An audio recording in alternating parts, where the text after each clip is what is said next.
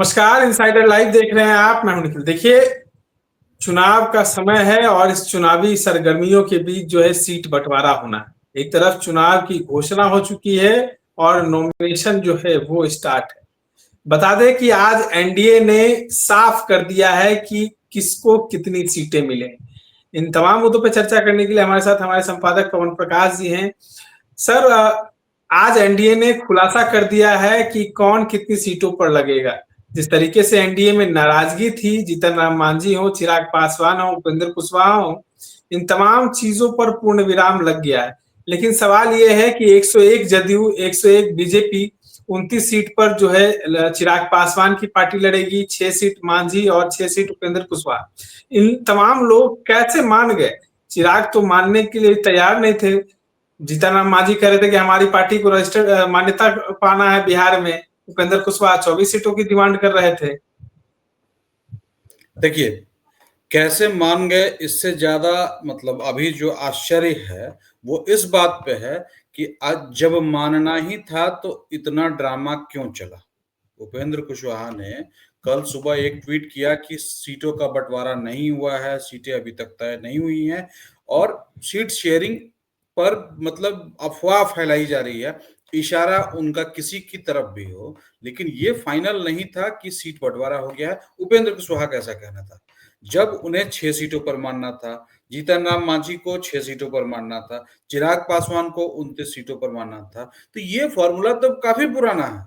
ये तो जब से चुनाव की चर्चा शुरू हुई, चुनाव नजदीक आने शुरू हुए, तब से कहा जा रहा है कि चिराग को 30 से कम सीटें मिलेंगी, जीतन राम मांझी और उपेंद्र कुशवाहा को 5-5 सीटें मिलेंगी। यही होता, 5 से 8 यही कोलैबोरेशन चल रहा था, तो वही रहा। तो जीतन राम मांझी को इसमें बहुत कुछ मिला नहीं है और बहुत कुछ मिलने की उम्मीद भी शायद नहीं थी। इसीलिए जीतन राम मांझी आखिरी वक्त तक बार्गेन करते करते आखिर वो शांत हो गए।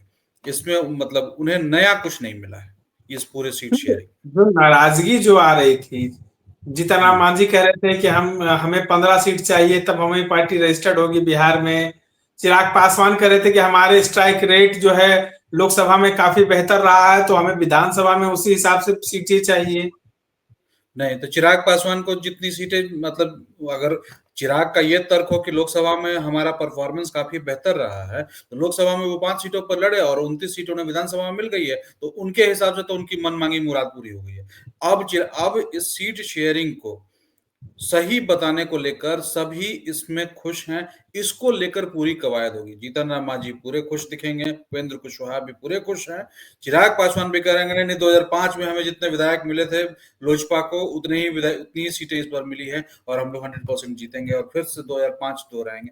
तो अब ऐसे ही चलेगा। चूंकि सीटों का बंटवारा एनडीए ने कर दिया है, तो एनडीए ने एक एज लेकर सीटों का बंटवारा किया है। चूंकि महागठबंधन में भी कंटिन्यू फेस अभी पेंच फंसा ही हुआ है। तेजस्वी यादव, लालू यादव दिल्ली में है, राबड़ी देवी दिल्ली में है। कल उनके कोर्ट की केस की हियरिंग है। इसके अलावा एक मेन जो स्थिति इस समय है वो है सोनिया गांधी या राहुल गांधी या मल्लिकार्जुन खड़गे से मुलाकात करके यहाँ की सीटों को सुलझाना। आज हम लोगों ने देखा भी कि अखिलेश सिंह भी साथ में गए हैं तेजस्वी यादव के, तो सीट शेयरिंग पर बात होगी। शाम होते होते मुकेश सहनी ने भी ये कह दिया कि अभी महागठबंधन थोड़ा बीमार है, सारे डॉक्टर दिल्ली में है, मतलब लालू यादव दिल्ली में है, तेजस्वी यादव दिल्ली में है, राहुल गांधी दिल्ली में है, मल्लिकार्जुन खड़गे भी दिल्ली में है, अखिलेश सिंह भी दिल्ली में है, अल्लाह बरू भी देर से फिर पहुंच ही जाएंगे। तो फाइनल अब दिल्ली में होगा। तो पटना में क्या होगा इसका फैसला दिल्ली में होगा। एनडीए में भी यही हुआ और महागठबंधन में भी यही होगा। मतलब एनडीए के तमाम जो नेता दिल्ली गए थे, दिल्ली में जीतन राम मांझी को समझाया गया, उपेंद्र कुशवाहा को समझाया गया, क्योंकि जीतन राम मांझी ने कहा था कि अगर हमें 15 से कम सीट मिलती है तो हम 30 से 35 विधायक जो है खुद उतार देंगे। नहीं, जीतन राम मांझी इसके लिए तैयार नहीं थे। जीतन राम मांझी ने यह कहा था कि अगर हमें सम्मानजनक सीटें नहीं मिली तो जीतन राम मांझी या हम उनकी पार्टी का कोई भी कैंडिडेट चुनाव नहीं लड़ेगा। उपेंद्र कुशवाहा ने इसमें कुछ भी नहीं कहा था। उपेंद्र कुशवाहा को जो सीटें 6 मिली हैं, उसमें जिन सीटों के नाम सामने आ रहे हैं, उसमें उपेंद्र कुशवाहा के लिए बहुत बड़ा झटका है। वो सीट पिछले बार एनडीए ने नहीं जीती है। ले देकर एक दिनारा सीट को छोड़ दें तो उसमें किसी भी सीट में उन्हें बहुत गुंजाइश भी नहीं लग रही है कि एनडीए थोड़ा सा आगे था या हल्के से पिछड़ गया। जैसे टेकारी, कुटुंबा, अत्री, इमामगंज, सिकंदरा और बाराचट्टी, ये जीतन राम मांझी को मिली हैं। इसमें एक सीट को छोड़कर बाकी सारी सीटें जो हैं वो जीतन राम मांझी के परिवार के या उनकी पार्टी के इर्द गिर्द घूम रही हैं। बाकी जो उपेंद्र कुशवाहा के खाते में जो सीटें आई हैं उसमें सासाराम, दिनारा, उजियारपुर, महुआ, बाजपट्टी और मधुबनी सीट है। ये सारी सीटें एनडीए पिछली बार हारी है। कुछ सीटें चिराग पासवान के कारण हारी, कुछ सीटों पर अपने ही एनडीए हार गए। तो ये उपेंद्र कुशवाहा के लिए ये 6 सीट बहुत मुश्किल, ये जो 6 सीटें हैं वो बहुत मुश्किल खड़ी कर सकती है। उपेंद्र कुशवाहा को मेहनत ज्यादा कर। चिराग पासवान ने कहा था कि हमें ठीक है कम सीटें मिलेंगी लेकिन हमारे मन मुताबिक सीटें होनी चाहिए। हाँ तो ठीक है, मन मुताबिक सीटें होनी चाहिए। गोविंदगंज उन्हें शायद मिल ही रहा है जिस पर राजू तिवारी चुनाव लड़ सकते हैं, और भी सीटें हैं जो उन्हें मिल रही हैं, तो मन मुताबिक सीटें तो मिल ही जाएंगी, उसमें दिक्कत नहीं है। क्योंकि एनडीए के पास ऐसा नहीं है कि 150 सीटें या 170 सीटों का बहुमत था। एनडीए के पास 125-26 सीटों का ही बहुमत था। इसके कारण लगभग 120 सीटें ऐसी हैं जिस पर एनडीए के उम्मीदवार 2020 में चुनाव हारे हैं। तो बहुत सीटें मनपसंद दे देने में दिक्कत नहीं है। अब देखिए, चर्चा ये है कि चिराग पासवान को दानापुर की सीट मिल गई है। तो दानापुर में अगर भाजपा इसमें टांग अड़ाएगी भी तो क्या अड़ाएगी? पिछली बार आशा सिन्हा हार गई वहां से, जो रीतलाल यादव जीते आरजेडी के, तो वो आशा सिन्हा हार गई। तो हारी हुई सीट दे देने में उतनी दिक्कत नहीं होती है जितनी जीती हुई सीटों को देने में होती है। तो एनडीए के पास हारी हुई बहुत सी सीटें हैं जिन्हें अपने सहयोगियों को देने में उन्हें कोई दिक्कत नहीं है। नहीं, आपको क्या 29-36 लगता है कि जदयू ने कंप्रोमाइज किया है सीटों का? क्योंकि जदयू तो पहले बोल रहे थे कि हम बीजेपी से ज्यादा लड़ेंगे सीटें। नहीं, जदयू नहीं कह रहे थे, जदयू का कोई ऑफिशियल स्टैंड नहीं है। जदयू के नेता कह रहे होंगे और आपसे ऑफ द रिकॉर्ड कह रहे होंगे, क्योंकि ऑन द रिकॉर्ड ये सारी चीजें नहीं होती हैं। लेकिन परसेप्शन ये जरूर था कि एनडीए में जो सीट शेयरिंग होगी वो जेडीयू चाहेगा कि हम बड़े भाई की भूमिका में रहें। ये परसेप्शन वाइज का गेम होता है कि 1 सीट, 2 सीट, 5 सीट, 10 सीट, जितनी भी सीटें हों, हम अगर ज्यादा सीटों पर लड़ेंगे तो ज्यादा स्थिति हमारी मजबूत दिखेगी, कम से कम चुनाव के पहले।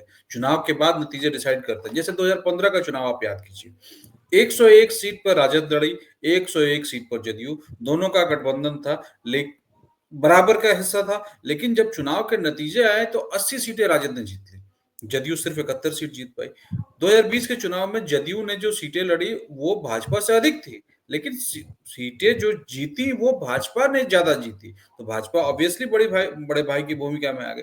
तो इस बार वो चीज भी नहीं रहा है, और इस बार खेल मिला जुलाकर सिंपल यही रहा कि हम दोनों बराबर हैं, और नीतीश कुमार के लिए इसमें बहुत सारा संदेश छुपा है जो आने वाले टाइम में धीरे धीरे पता भी चलेगा। पप्पू यादव ने एक बड़ा आरोप लगाया है कि संजय झा ने वही किया जो नीतीश कुमार को हटाने के लिए जरूरी था, यानी कि चुनाव के बाद नीतीश कुमार को अगर गद्दी से हटा देना है उसकी व्यवस्था संजय झा ने कर दी है। उन्हें भाजपा का स्पाई बताया है, भाजपा से मिला हुआ बताया है, भाजपा से गलत तरीके से मिला हुआ। भाजपा से तो सब मिले ही हुए हैं, गठबंधन है तो, लेकिन गलत तरीके से, मतलब भाजपा के लिए वो जदयू को तोड़ने का काम कर रहे हैं, ऐसा पप्पू यादव ने आरोप लगाया है उनके कई लोग ये भी कह रहे हैं कि बिहार में जब सुशील कुमार मोदी थे तो सारी सीटें बिहार में तय की जाती थी, लेकिन अब जो है सारी सीटें दिल्ली में तय की जा रही हैं। और दिल्ली में ही कई दिनों से जदयू के बड़े नेता जो हैं वो दिल्ली में थे, नीतीश कुमार दिल्ली नहीं गए।